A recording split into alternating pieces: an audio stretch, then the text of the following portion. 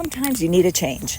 You know, there's something in your life and it's just irritating you, and you can just do something about it, and it doesn't have to be very expensive. So I got some of that citrus strip and I put it on this painted table. Probably don't choose a table with all this detail on it because it's a pain in the butt. And I ended up like getting as much of the paint off as I felt I could without, becoming dangerous to myself or others. So I scraped at it a bit. I used a steel brush. I used old rags and stuff, and I pulled as much goo and glom and whatever off the detailed parts.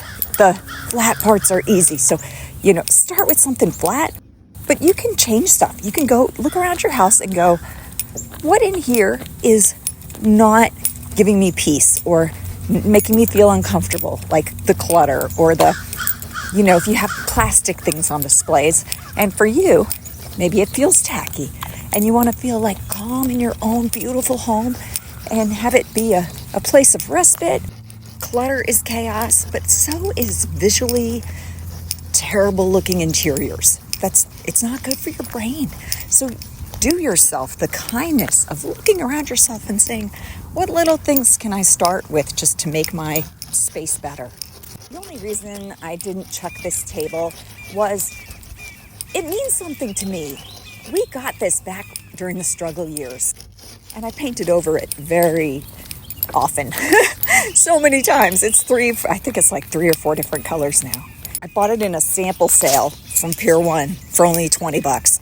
I think everybody started lining up at like 4 a.m, and then you would just rush in and get the best deals. I have some bowls I got for 25 cents a piece. I love them. I still have big bowls.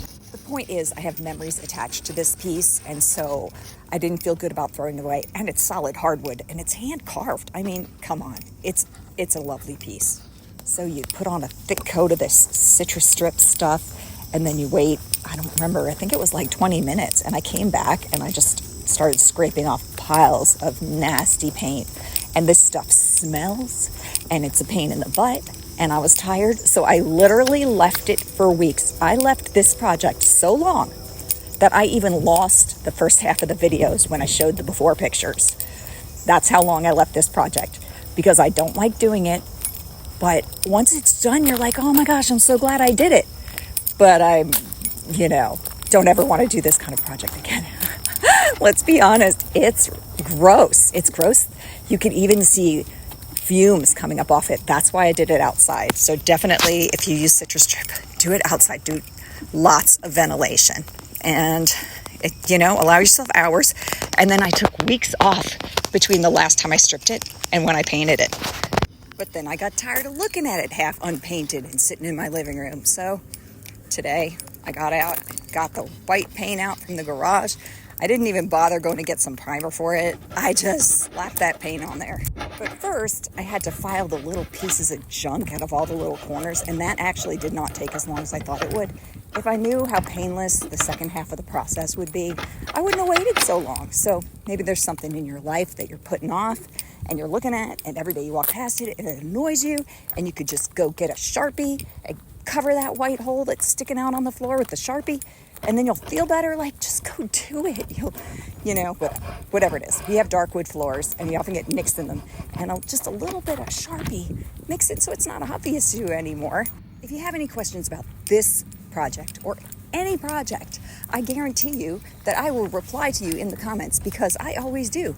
I will reply back as many times as you comment to me, probably. I've not really run into a situation where there were so many comments I couldn't reply to them all.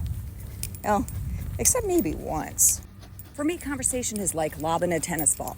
I whack it over to you, you whack it back. I feel like I've got to whack it back again. That's just me, It's fun though. It's fun. And you can talk to a human, like, sort of. I can even help you with small talk. And I was thinking about doing this in my next video, because I have always been a person with the gift of the gab. So here's what it is. Your role in the world is to make other people feel more comfortable when they're speaking to you. You can smile, you can nod, you can look alive. Now, the people who make you really uncomfortable are the grumpy people, the people who don't respond, the people who close off their bodies and try to make themselves look really small. They make everyone feel uncomfortable. And sure, you have a right to exist even if you feel uncomfortable, but shouldn't you at least pretend? Well, that's my opinion, and I have it. I have lots of opinions, and if you want to hear them, you should just, ask me. What's your opinion on this? So anyway, I was thinking of doing my next video on how to make other people feel more comfortable. If you think that's a good idea, let me know, because this paint project is done. Isn't it pretty? I thought you might like it. There's hundreds of videos on my channel. Watch them.